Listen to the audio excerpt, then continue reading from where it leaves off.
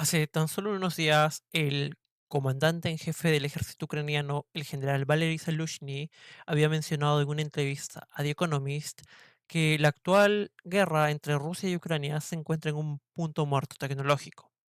Esto debido a que vemos cómo es que la actual contraofensiva llevada a cabo por el ejército ucraniano se encuentra en un punto muerto, es decir, no han avanzado significativamente nada. 17 kilómetros no significan nada dentro del actual conflicto, teniendo en cuenta también el antecedente de cómo es que la primera contraofensiva ucraniana logró avanzar casi 300 kilómetros, destacando también cómo es que el ejército ruso tuvo que retroceder de manera sumamente apresurada de los territorios donde se encontraban. Entonces, creo que la afirmación del general Valery Zaluzhny a The Economist en esta entrevista es completamente razonable, pero también es importante destacar cómo es que este razonamiento del general Zaluzhny nos explica muchas cosas dentro del actual conflicto, ¿no? Puesto que Zaluzhny también nos dice que este estancamiento se debe a que hay como tal un equilibrio tecnológico entre ambas partes, ¿no? Sumado claramente también a otros factores, ¿no? De cómo es que, por ejemplo, el envío de armas por parte de los países de la Unión Europea y de los Estados Unidos ha disminuido, teniendo en cuenta también la situación política que vive los Estados Unidos en unas claras preparaciones para las elecciones presidenciales de este país, ¿no? En el cual vemos una rivalidad entre Trump y Biden, ¿no? El que Trump claramente está abogando a favor de finalizar la guerra y de evitar el envío de armas hacia Ucrania, mientras que Biden como que continúa con la narrativa de que se sigan enviando armas, ¿no? Entonces vemos cómo es que esto también ha influido para que la guerra en la actualidad entre Rusia y Ucrania y en efecto la contraofensiva se encuentre en un punto de estancamiento, ¿no? Pero también es importante destacar cómo es que, por ejemplo, se han estado utilizando las tácticas tradicionales, ¿no? De cómo es que se lleva a cabo una guerra, ¿no? Pero no han tenido en cuenta los avances tecnológicos que este nuevo conflicto han traído a la mesa, como por ejemplo el uso de lo que vienen a ser los drones, ¿no? El uso de lo que vienen a ser también, por ejemplo, la tecnología vinculada a, por ejemplo, a la ciberseguridad, ¿no? A la guerra electrónica. Incluso, por ejemplo, también nos hacen cuestionar de cómo es que se necesita el desarrollo de una capacidad antiartillería, ¿no? Y antidesminado, ¿no? Que claramente estos últimos factores han jugado de manera positiva para que el ejército ruso pueda mantener la línea, ¿no? Y evitar que claramente la contraofensiva ucraniana sea un éxito, ¿no?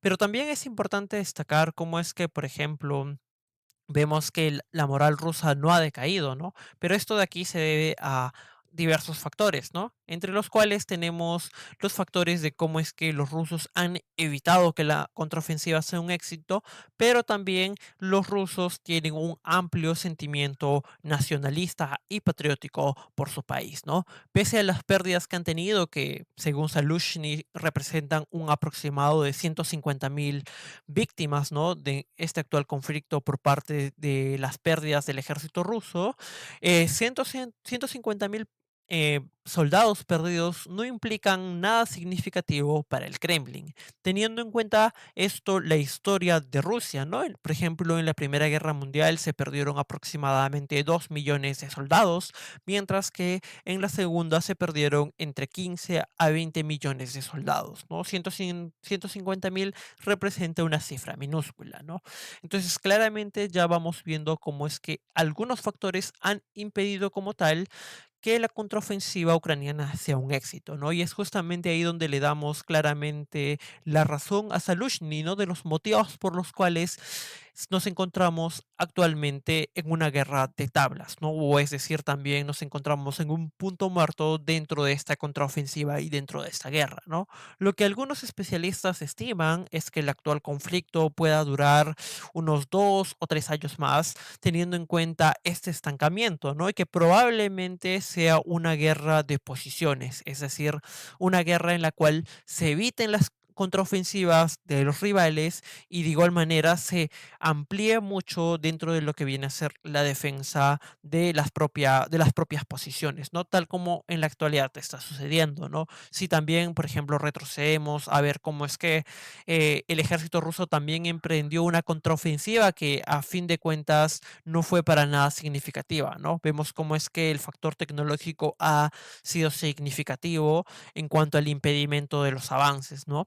Pero también me parece importante destacar un punto que quizás el general Salushny no ha mencionado, pero también es importante que se desarrolle lo que viene a ser nuevas estrategias y nuevas tácticas dentro del actual conflicto, ¿no? Y pues estas nuevas estrategias y nuevas tácticas podrían incluir claramente el uso de drones, ¿no? Para de esa manera desestabilizar al rival enemigo, ¿no? Y, por ejemplo, también se podría utilizar colmenas de drones para atacar puntos estratégicos del ejército enemigo, para destruir la artillería y más situaciones, ¿no? Pero claramente esto de aquí debería ser aplicado en el campo de batalla y no solamente tener como que una idea como es la mía, ¿no? Entonces sería interesante ver cómo es que también evolucionan las estrategias y las tácticas en cuanto al combate en esta guerra, ¿no? En la cual quizás un actor fundamental, ¿no? Y protagonista sean los drones, ¿no?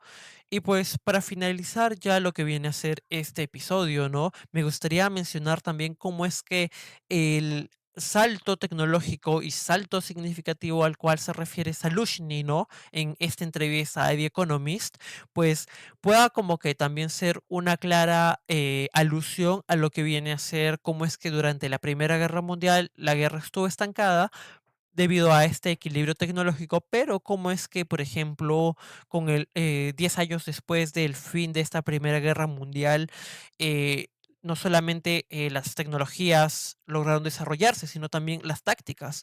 Y pues una de estas tácticas que jugó un papel fundamental dentro de lo que viene a ser la Segunda Guerra Mundial, viene a ser la Blitzkrieg, ¿no? Es decir, esta táctica fue fundamental para que, por ejemplo, la victoria alemana en la primera fase de la Segunda Guerra Mundial pueda ser efectiva, ¿no? Entonces vemos cómo es que no solamente es necesario el avance tecnológico militar, sino también el desarrollo de nuevas tácticas y nuevas estrategias de combate.